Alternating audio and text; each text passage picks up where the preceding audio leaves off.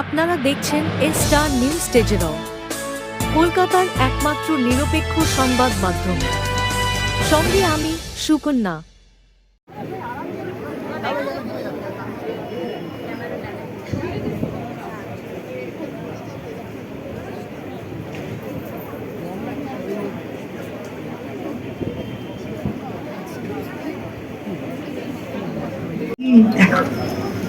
দেখো তো হেসেই লাগছে লাগছে বুঝি?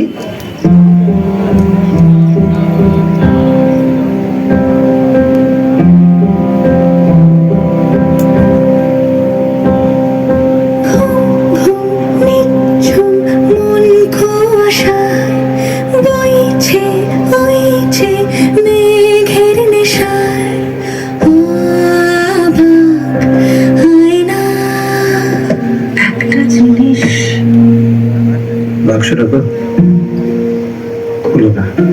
কিন্তু কি এমন? She gets to be as she wants on her own terms and not just goes through the motions like all of us.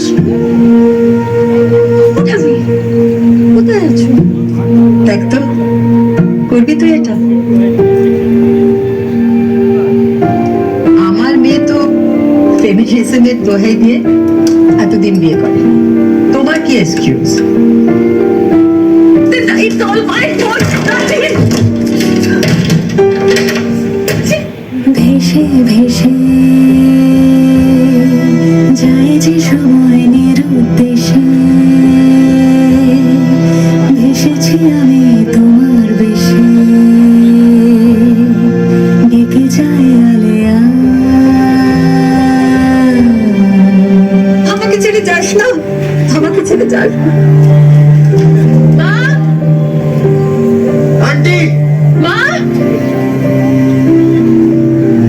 বড় হয়েও না। ঠাম্মি, মা।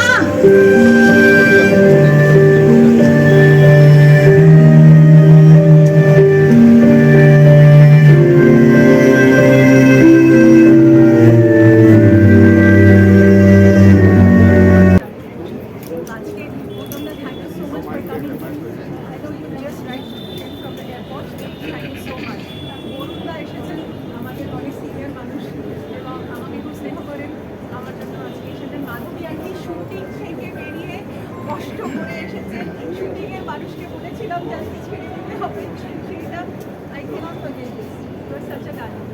আর মমদি তো আমার জীবন, মমদি লাইক মানে আমার সিস্টার, আমার ভালোবাসার একজন মানুষ, অসাধারণ সব কিছু ওনার, মানে she is such a sweet person. রাত্রি 1:30-2টার সময় আমার মমদির সঙ্গে কনভারসেশনস হয়।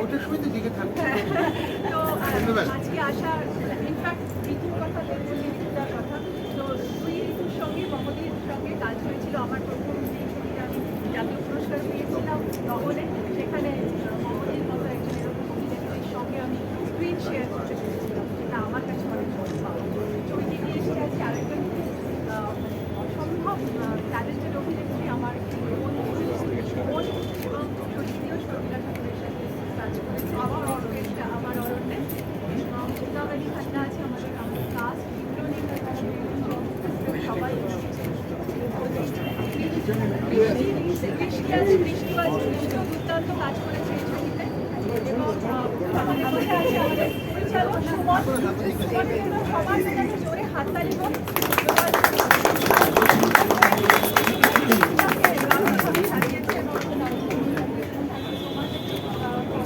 আমরা অনেক কষ্ট করে ব্যাটিং করছি।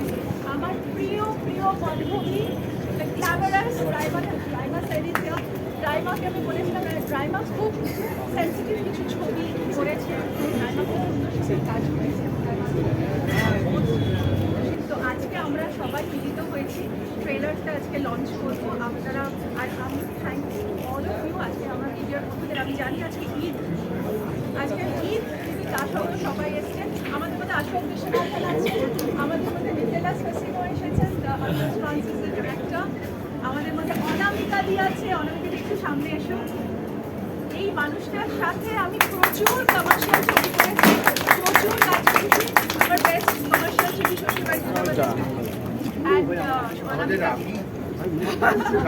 অনামিকা di also work with Sharmila Tagore, right? মানে কোন ছবিতে তুমি কাজ করেছো? প্রতিদান, প্রভাত বাংলা। প্রথম কথা হচ্ছে যে ছবিটার আজকে যে ট্রেলার লঞ্চে যে পোস্টারটা তোমাদের কাছে নিশ্চয়ই সবার কাছেই পৌঁছেছে, যে ইনভিটেশন কার্ডের, ওই ছবিটার মধ্যে একটা অদ্ভুত মায়া আছে। আমি যদি দেখো একটা পুরনো বাড়ি, 3টে ক্যারেক্টার, শর্মিলাদি, ইন্দ্রনীল এবং ঋতুদি, অবশ্যই আমার প্রথম থেকেই মানে প্রথম দর্শনে বলে না যে ছবিটার প্রতি একটা আগ্রহ সৃষ্টি হওয়া, সেটা তৈরি হয়ে গেল। আর তারপরে সুমনদার ডিরেকশানে আমরা এর আগেও দেখেছি, আমি সুমনদার প্রত্যেকটা ছবি প্রায় দেখেছি প্রথম ছবি থেকে সুমনদার। আর ঋতুদি যখন আছে, আর সবথেকে বড় কথা আমাদের কিংবদন্তি লেজেন্ড যে কয়েকজন বাঙালি আমাদের এখনও অভিনেত্রী বেঁচে আছেন লেজেন্ড, তার মধ্যে শর্মিলা ঠাকুর একজন। তিনি বাংলা ছবিতে বহু বছর পর, মানে সেটা আমাদের কাছে একটা পরম পাওয়া। ইন্দ্রনীলও খুবই এফিশিয়েন্ট, খুবই ভালো অ্যাক্টার, আমারও খুব পছন্দের অ্যাক্টার। তো আমার মনে হয় তিনজন, মানে একজন লেজেন্ড এবং দুজন সুপারস্টার। মানে ঋতুদি যে ছবিতে থাকে সে ছবির প্রতি আমার একটা বিশ্বাস থাকে যে অন্য ধরনের যে ছবিগুলো থাকে। তা আমার মনে হয় যে ছবিটার প্রতি বাঙালি দর্শকরা অনেক আগ্রহ প্রকাশ করছে। আমার মনে হয় শর্মিলা ঠাকুর আছেন যখন, আর ছবির সাবজেক্ট ম্যাটারটা যেমন, তো বাঙালি দর্শকরা আমার মনে হয় অনেক দিন বাদে আরেকটা ভালো ছবি উপহার পেতে চলেছেন।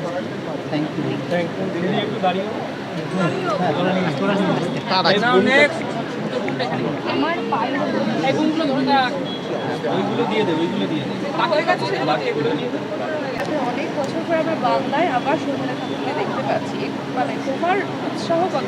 ভীষণ উৎসাহ, মানে কি বলবো, দেখো অ্যাপার্ট অফ সত্যজিৎ রায় তো ছেড়েই দিলাম, ওটা ওই মানে জায়গাটা তো বাঙালির একটা নস্টালজিয়া, বাঙালির একটা ঐতিহ্য, বাঙালি মানে উনি লেজেন্ড শর্মিলা ঠাকুর, এই নিয়ে কোনো সন্দেহ নেই।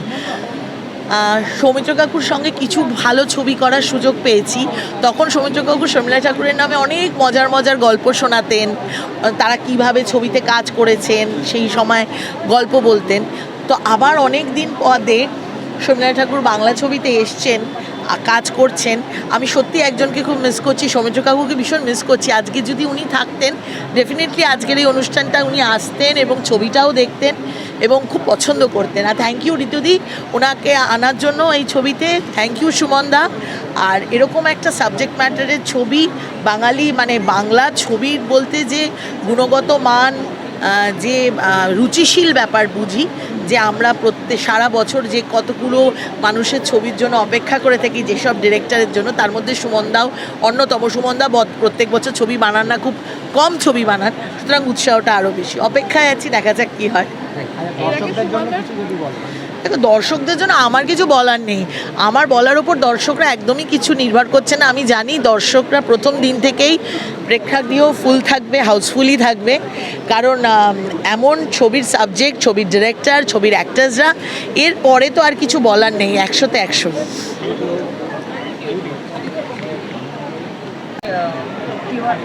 পাওয়ার পর হিট হবে। ঋতুপর্ণার সাথে আমি খুব ভালো অ্যাক্ট্রেস, আমি তার সাথে অনেক কাজ করেছি, ইন্দ্রনীলের সাথে কাজ করেছি, সুমন ঘোষের সাথে কাজ করেছি, অ্যান্ড অফকোর্স শর্মিলা ঠাকুরের সঙ্গেও কাজ করেছি অনেক বছর আগে একলাভিয়া। তো তাই আমি এখানে এসেছি ওকে সাপোর্ট করতে। অ্যান্ড ছবিটা রিলিজ করছি 11 এপ্রিল পুরাতে। তো please come to the halls and watch it. 14 বছর পর তোমাদের মাঝে কি নতুন কিছু উকি মারছে কি? আমার মানে যেটা তুমি ভাবতে না,